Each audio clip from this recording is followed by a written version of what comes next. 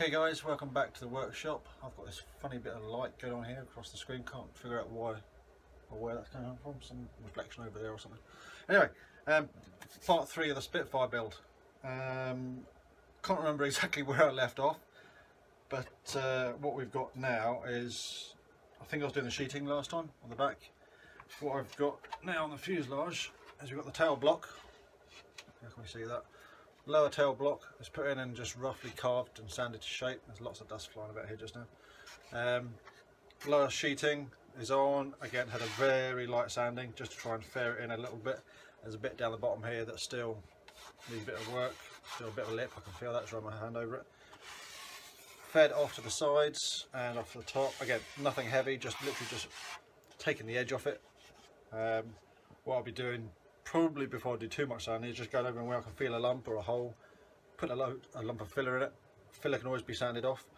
I'd rather sand off filler than try and replace wood. I'm just breathing here and dust going everywhere.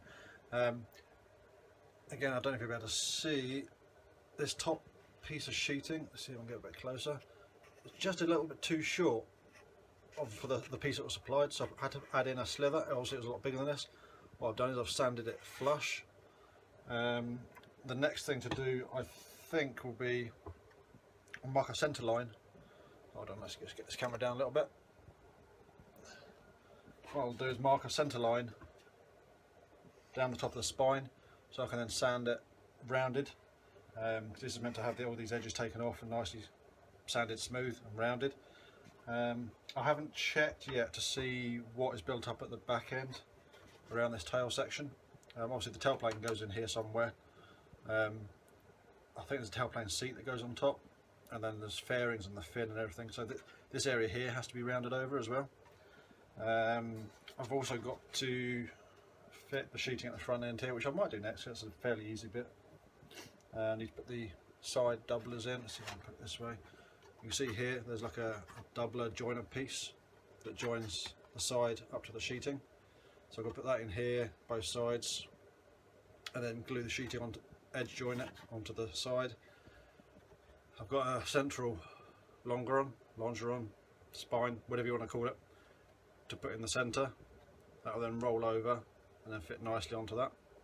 Again, I'll mark the centre line of that and sand it so it all sits nicely on there. Roll it over, glue it, and then the same on the other side, so you get a nice smooth join. Pieces all sitting over there.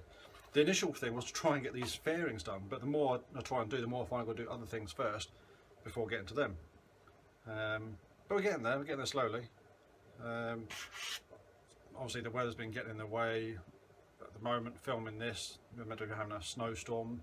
We haven't had much here, but the rest of the country seems to have gone into meltdown. So weather, haven't been able to get out flying, so it's all been workshop videos really. I was planning on getting out this week. I've got previous video, I'll put a tag up here. There was a friend of mine gave me his Watt 4 XL to sort out the throttle linkage on. He's desperate to get that flying. Excuse me. He's desperate to get that flying, so he phoned me yesterday saying, Nick, is there any chance we can get that flying this week? Yes, but no, because the weather's not playing just now. They're threatening like -8 degrees or something like that, centigrade. So it's not going to be pleasant to get out flying, plus all this snow that's meant to be coming. So I'm trying to do what I can out here. Now, with regards to the build, as I said, the next thing is going to be the sheeting at the front, I think. I need to check over the plans to see that I'm keeping myself right. It's an easy build, but some things are just not quite intuitive. So I'm going to check them out. Now, one thing I have been doing, let's put this to one side, is I mentioned before that the wing was glassed. So in one of the spells I managed to get some primer, let's hold it this way up, primer onto the wing. The bottom is actually fairly smooth. I've had this greenish, is it showing green? Maybe a bit. It's like a greeny colour primer, it's a high build primer. The bottom is close to being a nice smooth finish now, so I'm not worrying too much about that. But the top, again, this is now a grey primer I've got on here. I like using different colours because then you can see through.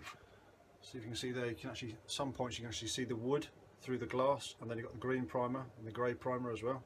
So obviously the bits that sand off first, they're the high spots. As an example, down here, I know this corner is low. Not by much, but I'm just going to keep on sanding it back until I get a fair bit of the glass showing through. Then put another coat of primer on it, sand it back. Obviously if I sand off the high spots first, the low spots will slowly build up with primer.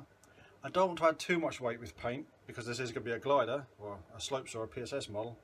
So I was trying to get it as smooth as I can within reason. Again, just looking at it, I don't know if you'll be able to see with the light.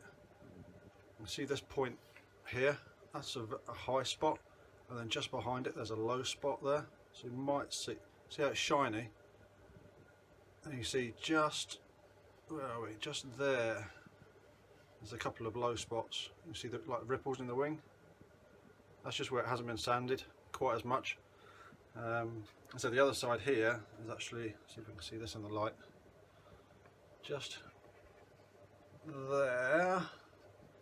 I'm not quite sure what that is, but it looks like someone's thrown a screwdriver at it.